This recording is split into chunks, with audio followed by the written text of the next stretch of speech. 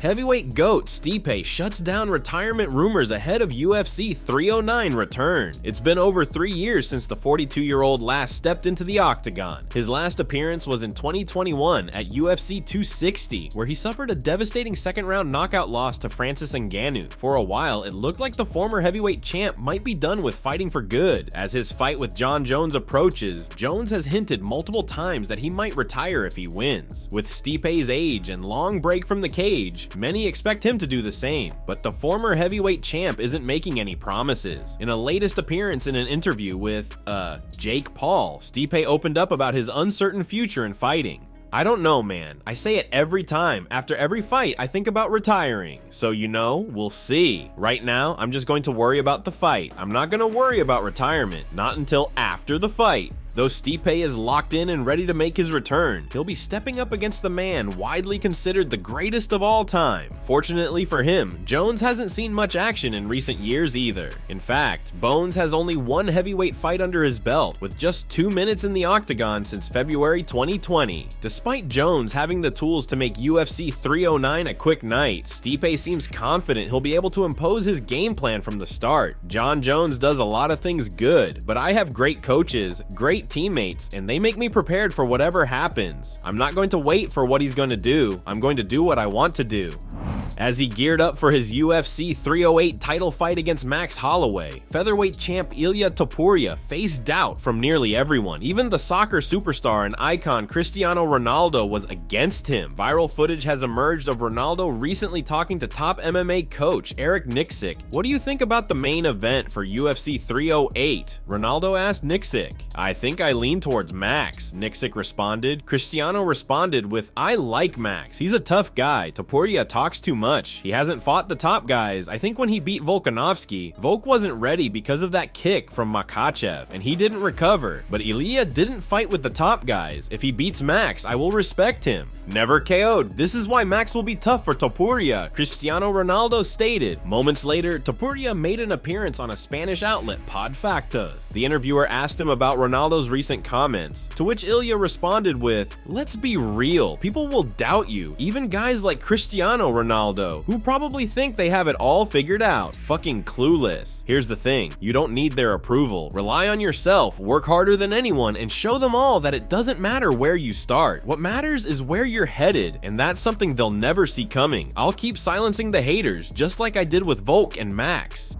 If Dricus du Plessis can add Khamzat Chimaev to his list of victories, he's expecting big things. The middleweight champ initially wanted to rematch Sean Strickland for his next title defense. However, after Chimaev dominated Robert Whittaker with a first-round submission at UFC 308, du Plessis has shifted his focus to the undefeated superstar Khamzat. Having recently defeated Whittaker, Strickland, and Israel Adesanya, du Plessis believes that handing Chimaev his first loss would position him for a shot at the light heavyweight title, ideally in his home country of South Africa. If I beat Khamzat Chimaev, I beat Robert Whittaker, then I beat Sean Strickland, then I beat Israel Adesanya, then I beat Khamzat Chimaev. That warrants a double title fight, du Plessis told ESPN, and I think that might just be it. I have a vision, and I can't picture something more perfect than that. But to be completely honest, I do not care who it is. South Africa would go crazy no matter who I fight. At the end of the day, there's a goal that needs to be reached, and that is fighting in my home country and getting that second belt. To do those on the same night, that would be pretty sweet. DDP makes it clear that he's willing to fight whoever the UFC puts in front of him. However, after Khamzat's impressive finish of Whittaker, the champion acknowledges that fans are eager to see him face Boers. "The conversations were more about me fighting Strickland," DDP said, "but there was a very big reason no contracts have been signed, and I'm saying this as an opinion. I agreed. I said I'll fight Strickland. Perfect, and that's the fight the fans want. But if you go on what the fans want right now, it's definitely not the Strickland fight. If you ask what I want to fight the best guy. I want to fight the guy the fans want me to fight, and that 100% is Khamzat. If they give me the Strickland fight, great. I'll fight Strickland in February, March, or whenever, and then fight Khamzat."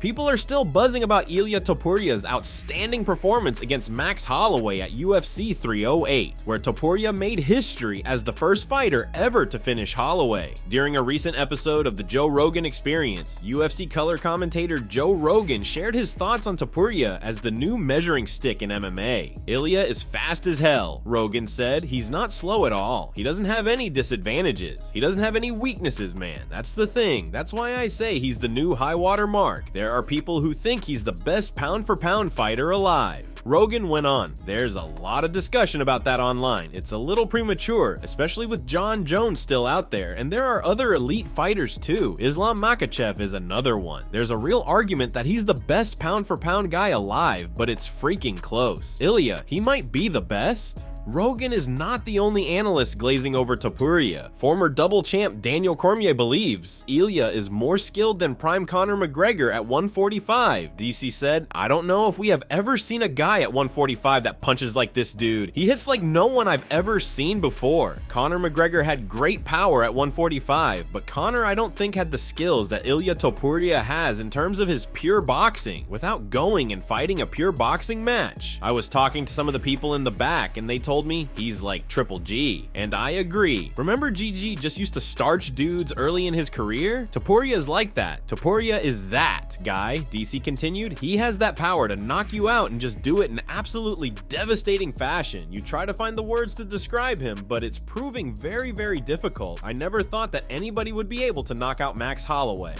TJ Dillashaw recently shared his thoughts on Ilia Topuria's impressive performance against Max Holloway at UFC 308. "I think Holloway got too comfortable in the second round. He started piecing him up, right? He's using his distance. He had a great jab. He's hammering his jab, and Max is a volume guy. His volume's working. He gets better and better as the fight goes on. But I think when it got into the third round, he got a little comfortable, and Topuria's fast as hell. He did that slapping hook to get his hands away from his face with that overhand right, and then it changed everything." Dillashaw praised Holloway's early approach, noting his effective movement and strategy in the first couple of rounds. However, he felt that Holloway became too comfortable in the stand-up game as the fight progressed. What do you think went wrong for Max Holloway in his fight against Topuria? Was it simply that Topuria is just too good for anyone in the featherweight division? Max came out strong and looked sharp early on, but then it seemed like he got overwhelmed as the fight went on. Who do you think has higher chance of beating Ilia? Is it Volk or Max? Volk won the first round against Ilia, showing he has the skill set to hang in there with the champ. There are a few exciting matchups for the champ at 145. Diego Lopes would make a tremendous fight with the undefeated Georgian. Who do you think poses the biggest threat to Ilia's title? Do you want him to move up and face Makhachev? Leave your comments below. Don't forget to subscribe for daily MMA news.